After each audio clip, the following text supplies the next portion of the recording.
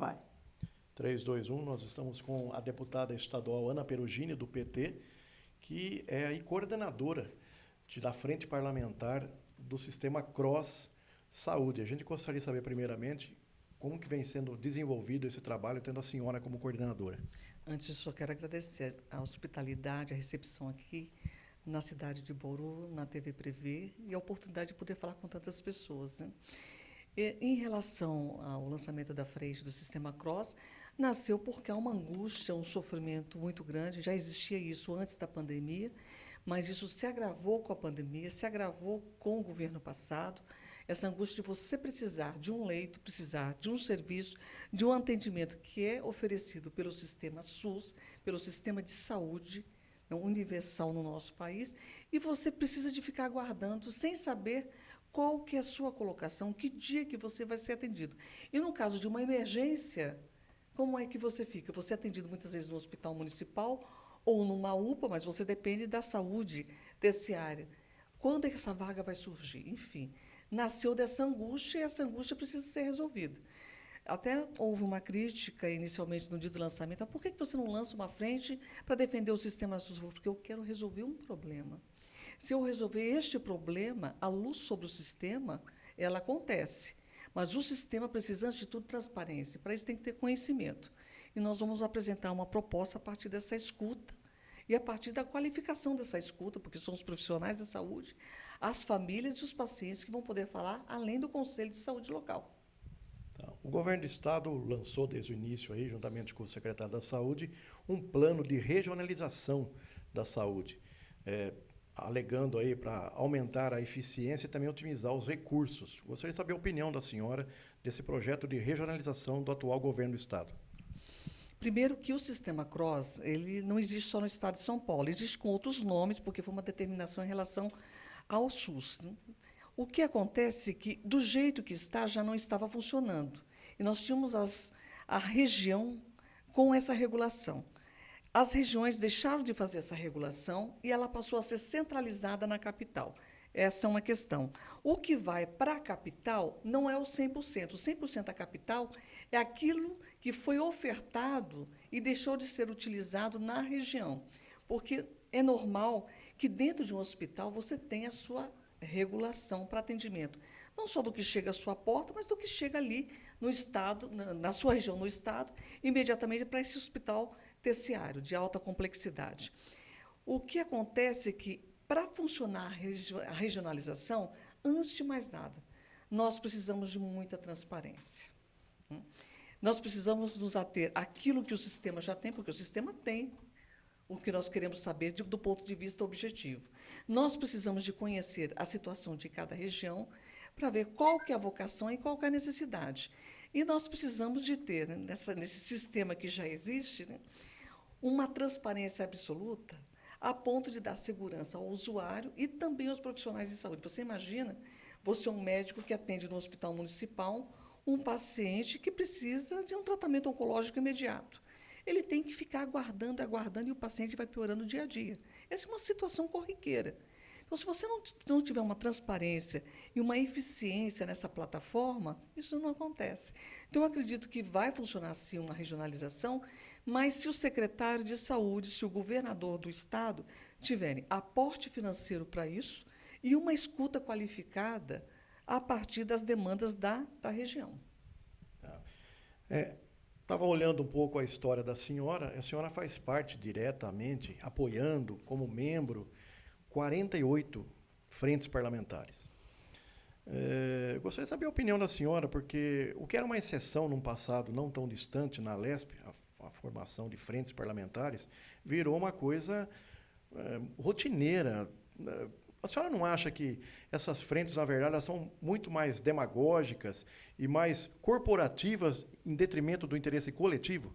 Olha, eu vou falar por mim. Nós lançamos a frente do Sistema CROSS e a dos servidores da Justiça. Foram essas duas frentes. Eu fui apoiadora, porque era necessário apoio, até porque nós temos frentes importantes, como a defesa da primeira infância. Nós precisamos de apoiar. Né? A frente de defesa das universidades públicas, elas têm que acontecer. Mas quando eu faço, né, falo assim, eu tenho duas frentes, porque eu tenho que dar conta dessas duas frentes, que é a frente do Sistema CROSS, eu quero tratá-la como eu tratei a Sabesp. Eu mergulhei nessa Sabesp e nós ajudamos muitos e muitos municípios no estado de São Paulo, à época, eram 365, agora 368, que tem a Sabesp como a sua gestora do serviço, tanto de abastecimento de água como de tratamento de esgotos, a cumprir os seus contratos. E a decidir se seria uma agência reguladora própria ou se faria uma adesão à Arcesp, que é a agência reguladora do Estado, né? Então, eu acredito que isso é da forma de trabalhar de cada pessoa. Eu fico feliz que tenham deputados que têm uma condição de atingir outras e outras frentes. Quanto a ser demagógico ou não, eu acredito que o eleitor deve fazer esse julgamento de acordo com a prestação de trabalho. Eu não me sinto à vontade para julgar o trabalho de qualquer colega ali dentro do parlamento ou de algum companheiro da minha bancada. Eu nem saí contando quantas frentes cada um apresentou, mas eu sou apoiadora de outras frentes, sim.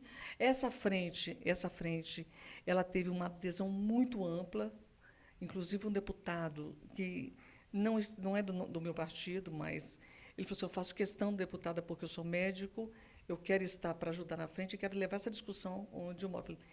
Vai ser o vice-coordenador? Eu aceito ser o vice-coordenador. Ele é vice-coordenador hoje, para ajudar na coordenação dessa frente. A deputada Tainara está preocupada com a primeira infância. Em Brasília, eu fazia parte da frente que tratava da primeira infância. Hoje, uma frente que eu considero muito importante, que é a Frente de Defesa dos Direitos das Mulheres, porque você sabe que quando acontece qualquer retrocesso, e nós tivemos um retrocesso, ele não começa a dizer, vamos ter retrocesso na economia. Se ataca os direitos das mulheres, a questão de gênero ela fica escancarada, então você tem que ser necessariamente aquilo que a sociedade determina, no quadrado, mas não a sociedade como um todo, a sociedade plural, a sociedade do dia a dia que você encontra, mas a sociedade que o filme da Barbie está denunciando, que vive num contexto totalmente limitado à visão que se quer dar a ela, né? E se ataca os direitos do povo negro, do povo pobre, né? Do povo trabalhador. Então, eu acredito que a frente da deputada Tainara é uma frente importante, nós temos outras importantes, mas eu vou dar uma vazão a essa do Sistema CROSS e vou ouvir os servidores da Justiça, porque sou funcionária do Tribunal de Justiça concursada, né? Sou muito grata ao Tribunal de Justiça, mas eu sei as condições em que vivem os funcionários hoje do Tribunal de Justiça, e eu preciso ouvir, eu preciso fazer essa escuta para que a gente possa melhorar as condições de trabalho também ali. Na verdade, a senhora adiantou um pouquinho em relação à questão das mulheres. A senhora também é vice-presidente da comissão, né, uma comissão importante e permanente em defesa das mulheres. E o governador, por decreto, no início do mandato, né, criou, né, mudou de nome, aí, criando a Secretaria da Mulher, mas enxugou praticamente 99% do orçamento, que continua na mão dos transportes e logística, deixando apenas 1% para projetos, né, ou políticas públicas voltadas em defesa da mulher. Como é que a senhora avalia esse movimento do governador e esse decreto que acabou, na prática, não funcionando até aqui? Um egoísmo político sem precedentes. Sabe por que o egoísmo político? Porque, independente do governador Tarcísio ser de outro partido, eu sempre vou ficar na torcida para que ele acerte. Esse é o Estado que me abraçou. Eu sou migrante do Espírito Santo, ainda menina, que estava em fase de alfabetização. Então, eu sou uma torcedora para que o nosso Estado de São Paulo dê certo no processo de democratização e de resgate das políticas públicas, porque a política é uma forma de resolver os problemas que nós temos no nosso país, que é da mazela social, da exclusão e da concentração de renda. Isso precisa ser resolvido. A reforma tributária mostrou isso. E ela não foi nem perto daquilo que precisa ser feito. Muita coisa precisa avançar. Então, parabéns ao ministro Haddad e parabéns ao ministro Lula, que tomaram isso no peito e foram para esse diálogo para que isso acontecesse. Agora, eu acredito que criar uma secretaria tão importante como a Secretaria das Mulheres e deixar com 1% de recursos, eu estou vice-presidente dessa comissão, eu disse, a secretária deveria vir para falar dos projetos, foram 11 projetos, num ofício que foi nos enviado, e pedindo, inclusive, a colaboração para que nós pudéssemos providenciar recursos junto ao projeto que vem do governo para apresentar mais recursos, para que aconteçam esses 11 projetos. Eu chamaria isso de estelionato eleitoral, porque você não pode criar algo que as mulheres estão esperando num Estado como o nosso e deixar o aporte de 1% de recurso. Nós não podemos aceitar isso. Com certeza, retomando agora, não só essa comissão, mas a Comissão de Finanças tem que entrar nessa discussão. Né? O Estado de São Paulo é pioneiro nas DDMs, ele que inaugurou as DDMs. Nós temos um decreto presidencial para que as DDMs funcionem, as Delegacias de Defesa dos Direitos da Mulher, funcionam 24 horas ininterruptamente. Não pode fechar sábado, domingo nem feriado, que é onde acontecem as maiores atrocidades em relação às mulheres. E nós temos o contrassenso da falta de recurso para implementar as políticas. Então, eu acredito que nós precisamos de nos socorrer, né, dessa política federal, e nós precisamos nos socorrer do nosso dever cívico, político, né, de liderança que nós somos dentro do parlamento, na comissão, e tem pessoas que têm essa visão na comissão, que nós precisamos de fortalecer essa secretaria, e não podemos aceitar esse 1%. É absolutamente inviável. E não me venham com essa desculpa de que a política é transversal. Nós não podemos aceitar isso, porque nós falamos retrocesso jamais, ninguém larga a mão uma da outra, mas nós tivemos retrocesso, sim.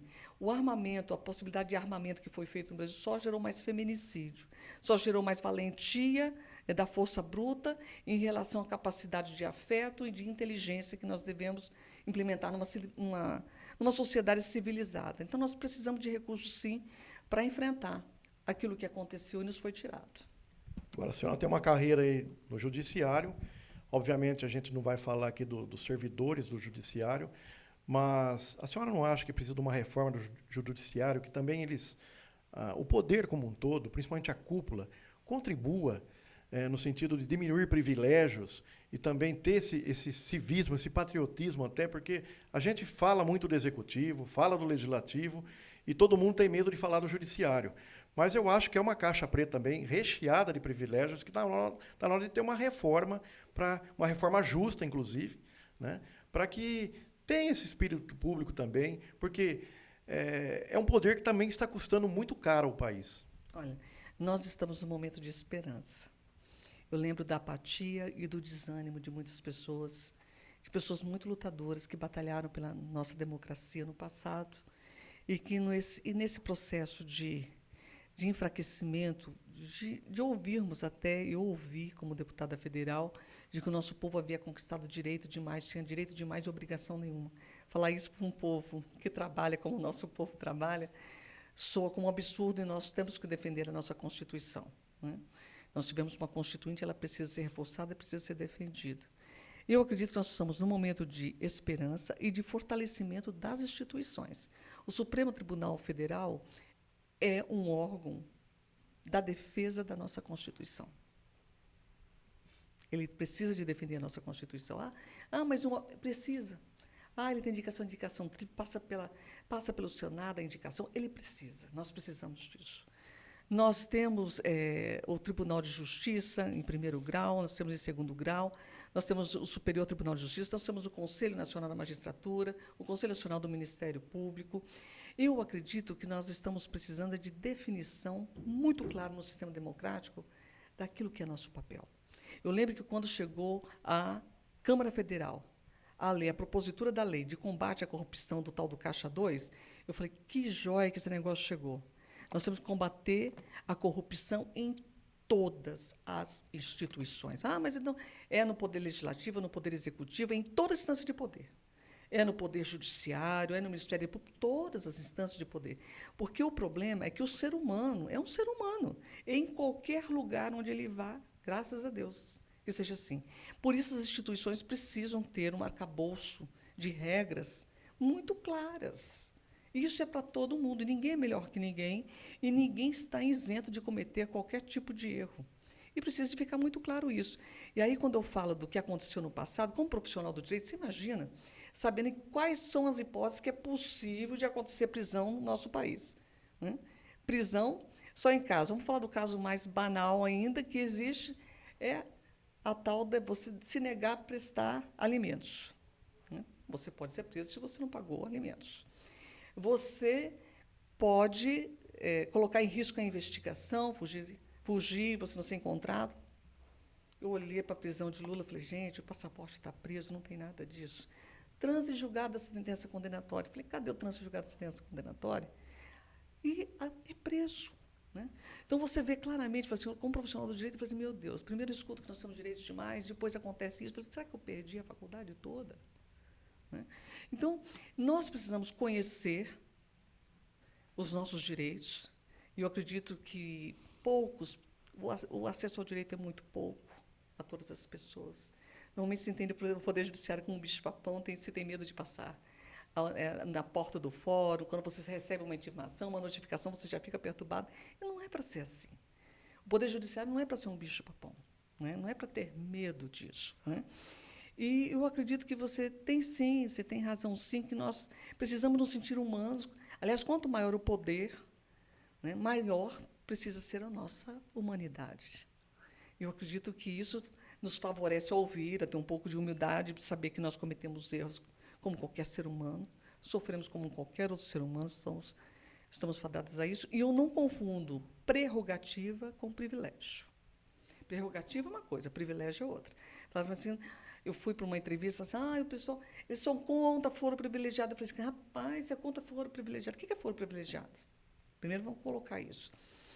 Se você é um juiz de primeira instância, como é que você vai julgar alguém que, em tese, tem poder enquanto união?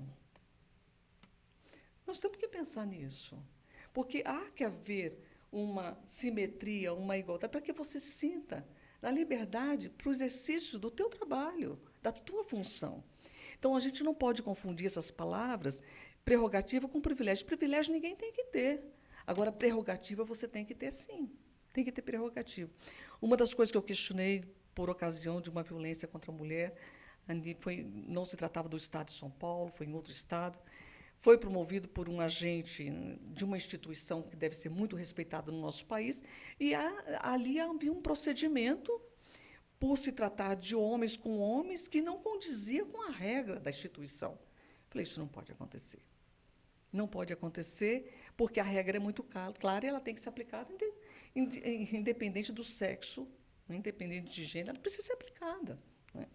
Então, essa questão de você ser humano e ter humildade de saber que você está ali para aplicar uma regra que foi decidida por uma maioria, aí nós vamos falar de democracia participativa e representativa, mas isso é uma outra história, não convém aqui. Eu acredito que privilégios sou contra, prerrogativas é necessária até para manter a ordem democrática. Eu não diria ordem, mas a organização. Essa palavra ordem está mexendo muito ainda com o meu emocional, não quero tocar nesse assunto, porque é uma bandeira brasileira, né? Penso que ela tem muito mais cores do que se apresenta ali, mas eu aprendi a respeitar meu país desde muito cedo e fiquei muito triste com o que eu vi há algum tempo atrás. Nós estamos chegando aí ao 7º mês, né, de mandato do governo Lula-Alckmin. Eu gostaria de saber a opinião da senhora, que avaliação a senhora faz de 7 meses do governo Lula. Olha, quando eu estou cansada, eu sempre penso assim, nossa, se o Lula não está cansado, eu não posso ficar cansada. E eu acredito que ninguém pode perder a esperança. Olhando para trás, olhando desde a história de João Goulart, tudo que aconteceu no nosso país do passado, quando a gente dava um passo para frente, via alguém nos segurava como se nós fôssemos colônia ainda de Portugal, como se nós tivéssemos que mandar o pau-brasil e todo o nosso ouro para fora, e ponto. Eu ainda sinto que nós somos colônia de um grande império. Mas isso não pode me colocar no sofá e nem me desmotivar, porque nós já chegamos a esse ponto onde nós estamos aqui, podendo falar como nós estamos falando. E eu lembro quando a minha avó dizia assim, Lucinha, quando eu casei, né, e os homens estavam conversando na cozinha, a gente não podia passar nem para servir o café. Então, você olha o que minha avó falava e olha o que nós vivemos hoje. É claro que vira e mexe, alguém tenta nos mandar de volta para um lugar que pode ser do outro. Eu posso ser até meu, mas eu tenho que escolher estar ali. Ninguém pode me mandar para lugar algum. Eu tenho um dever em relação a mim, né? Então, eu acredito que nós avançamos. E eu acredito que o Lula ele é esse estimulador, essa esperança, porque ele continua, ele não precisava, mas ele continua, ele olha para o país com uma vontade, um sonho de ser um país mais igual, que isso desperta em nós esse desejo de olhar para o nosso país. Ele é tão lindo, ele pode ser mais igual para todos nós. Agora fala um pouquinho dessa agenda regional da senhora, né? 6 cidades, incluindo Bauru, onde a senhora está nesse momento, né? Fala um pouquinho dessas viagens. Eu acredito que deva ser prestando conta do mandato, rever amigos, enfim, agradecer a votação aí de mais um mandato da senhora. Cumprir uma promessa. Eu tive 8 anos na Assembleia Legislativa aqui em São Paulo, e eu sabia que eu tinha que discutir. Em 2007, quando eu tomei posse, lembra, a Lei Maria da Penha foi sancionada, eu falei, vou mergulhar na defesa dos direitos das mulheres, todas vão ficar sabendo o que é ser mulher no nosso país e os direitos que nós temos e que foram esquecidos. Saí defendendo as cidades que estavam, na época, na ameaça de receberem presídios, sem nenhum diálogo com os prefeitos. Falei do Estatuto da Cidade, que os prefeitos são maiores que o presidente da República na sua cidade, e que eles tinham que tomar esse poder. E a Câmara Municipal, o presidente da Câmara é maior que o presidente do Congresso Nacional, porque era a sua cidade e o seu dever era esse. E que a gente ia estar junto para fazer esse enfrentamento. E foi uma sucessão de trabalhos, porque eu vi hoje, depois de tudo que aconteceu, eu falei assim, eu vou voltar e nós vamos discutir qual que é o caminho para construir a solução, porque eu estou passando, eu perdi o companheiro, o pai das minhas filhas, agora para a Covid, em 2021, e eu aprendi que nós somos muito passageiros, né? Falei, puxa vida, de tudo que eu vivi na minha vida, que é trabalhar a formação, a libertação, eu vim para o Partido dos Trabalhadores pela teologia da libertação, né? Eu falei, eu preciso de construir com o meu trabalho também uma forma das pessoas aprenderem que elas podem lutar pelos seus direitos, que tem uma forma de constituir um caminho que é esse, um caminho que é outro. A própria vacina do HPV nasceu aqui em São Paulo. Ah, mas você estava deputada estadual. E daí? Estava deputada estadual, mas a gente fez a briga que tinha que fazer, foi para Brasília, era moção, apelo às câmaras de vereadores para que fizesse o pedido, explicando que estava na rede privada, que tinha que pagar. Ah, é, cara. E daí? Se comprar em lote pode ser menor, porque é assim que funciona. Tem o Butantan ganhou visibilidade com isso, né? E, enfim, agora eu quero voltar e falar assim, olha, tem uma forma de construir as coisas, né? Então, vamos construir isso juntos, para que um dia que eu passo, olha, então tem um jeito de fazer, então vamos fazer desse jeito. E, naturalmente, isso vai ser implementado, porque a roda já foi inventada, não tem que inventar de novo. Então, as pessoas vão aprender, a gente vai dando retorno. Eu estive recentemente no Vale do Ribeira, que é a região mais pobre, em tese, economicamente, em tese, do nosso estado. Eu cheguei lá e ouvi falei, gente, está precisando ser a GESP aqui. A população ribeirinha, a população que está nas... Tem que ter um espaço para que elas, a um preço acessível, elas tenham um local para apresentarem seus produtos. Você imagina que a banana lá chega a ser mais cara que a banana que eu compro perto da minha casa. E lá é a produção de banana, porque eles precisam de um espaço de fortalecimento da economia local. Mas eu só pude aprender isso com eles. Aí você vai falar, lá tem o deputado Simão, tem o deputado Márcia, não tem problema, eu chamar meus colegas, vamos juntos lá conversar na CEAGESP para resolver o problema do nosso povo lá. Porque tem espaço para muitas pessoas, né? Então, não tem por que deixar de fazer aquilo que é muito importante por uma limitação de forças, quando nós podemos somar essas forças. Bauru, onde a senhora está no momento, a principal cidade aqui da região central do estado, completa 127 anos na próxima terça-feira, 1º de agosto. Gostaria que a senhora deixasse uma mensagem para o povo bauruense. Bauru é uma terra muito linda. Teve um representante a nível federal, que foi prefeito aqui. Tem uma história de crescimento. Eu conheci uma vereadora muito séria, num período quando nós estávamos tratando dos direitos das mulheres, uma batalhadora. Tem uma Câmara que pode ser muito forte. Bauru está fazendo só 127 anos num país que tem uma história de muitas batalhas. Eu só desejo que Bauru continue sendo esse coração da região centro do nosso estado de São Paulo, e que ela tenha mais representantes e representantes sérios, que conheçam a legislação, que briguem pela democracia cada vez mais expansiva, para que mais pessoas possam diretamente participar das decisões e, principalmente, não caiam nessa bobagem de que política é uma coisa ruim, porque política é uma coisa muito boa. O Papa Francisco já falou isso. A política é uma coisa muito séria, e ela pode mudar a vida de muitas pessoas num único ato. Então, não fique pensando que o ser humano... Todo mundo tem coisa boa e tem coisa ruim. Vamos focar naquilo que é bom e vamos acreditar nesses espaços e vamos participar mais desses espaços. Então, venha para a política, venha participar, venha para o sindicato, venha para o Conselho de Mães, Conselho de Pais. Não deixe de participar da vida em comunidade, porque nós só somos uns com os outros. Então, parabéns, Bauru, uma região muito linda, linda, linda, linda, que só tem a crescer mais.